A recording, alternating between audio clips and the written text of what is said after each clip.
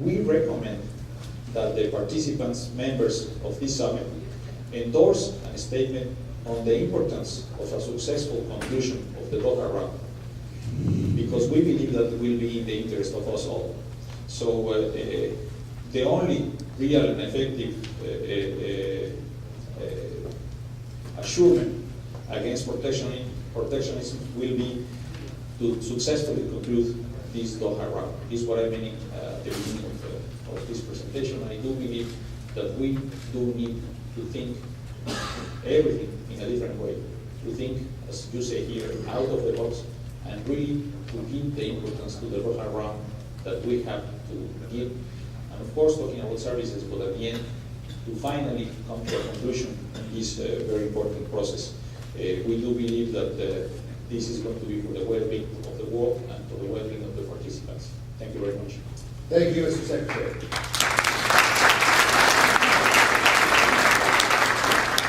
It's a particular pleasure to turn to Lord Brittan. Those of you in the audience who are trade policy veterans will recall that he was the chief negotiator for the European Union in the successful conclusion of the Uruguay round. Brings a wealth of experience and background from his days as Vice President of the European Commission, and now returns as trade advisor to the new Prime Minister of the United Kingdom, David Cameron. Lord Brittan. Thank you very much for that introduction, and may I say that I am delighted to be back in the trade world, briefly, but to be back in this new role, and also would like to share my thanks to all who organised this gathering and invited me to be it. I've been asked by Prime Minister Cameron to advise on all the key issues of the UK's trade policy, and we're working on a new white paper which will set out the new government's policy, and that I hope will be published towards the end of the year. But I don't need anybody to convince me why services are so important. The statistics do that. Services trade was worth over $3 trillion in 2009. Now, services trade has been relatively stable in recent years, and that's itself something valuable, but it fell significantly as a result of the global crisis. The value of exports, for example, fell by 6% in 2009, but that was noticeably less than the decline in the value of goods trade, which was 9.7%. I don't know whether that tells us anything about the long-term trend. I suspect it does, but it's certainly significant. And the importance of foreign direct investment is also clear. The global stock of FDI rose from 2 trillion in 1990 to almost 18 trillion at the end of 2009. And that's not changing the subject because there are powerful links between FDI and traded services. The services that have to be delivered locally, foreign direct investment is often essential. The numbers don't always explain the impact. For example, inward investment, including takeovers, can play a significant role in bringing about structural change, enabling efficient consolidations in industries with excess capacity and the movement of capacity from declining sectors and firms to those with strong growth prospects.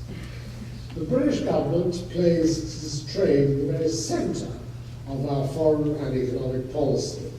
And the reason for that is that trade really is, for us, perhaps more than for many countries, but for everybody really, the engine of growth. According to the OECD, a 10% increase in openness in trade leads to a 4% increase in income. It's quite a dramatic and impressive figure. And in terms of gains from liberalisation, the liberalisation of trade and services has, in my view, the potential at least to match the gains from liberalising trade in goods. And that's very important for a country like the United Kingdom as one of the world's largest service economies. But the arguments hold good for our negotiating partners too. Colleagues from Brazil, China and India, I hope, will agree that with increased trade in services and investment, driving productivity and innovation, and lowering costs through allowing economies of scale, we all stand to gain from that liberalisation in trade and services.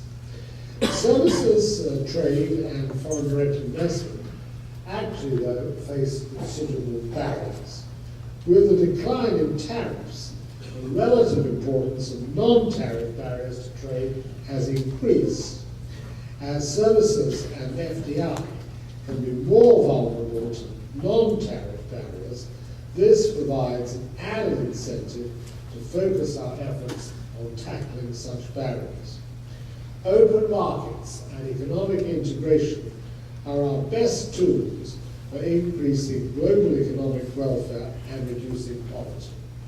And that's why concluding the Doha round is a priority for the UK government, and in particular, in present company, the WTO services negotiations.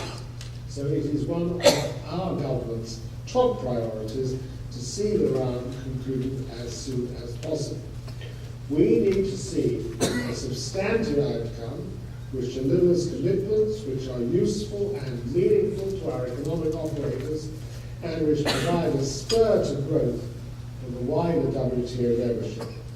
And that means that all parties will need to adjust their current expectations. We need a package with a higher level of ambition, building, of course, on the progress already made, but going well beyond it. And we need industry, including industry here in the United States, to speak up for why that is important.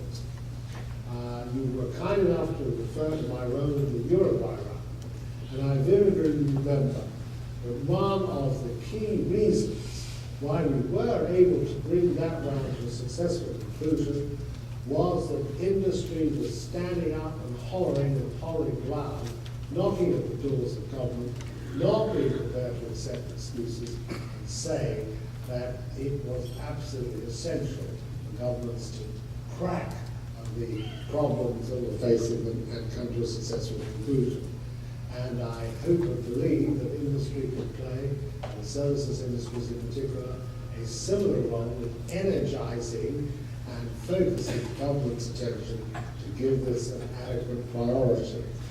Concluding the Doha round will also safeguard us against protectionism and send a signal that countries are capable of cooperating for the global economic good.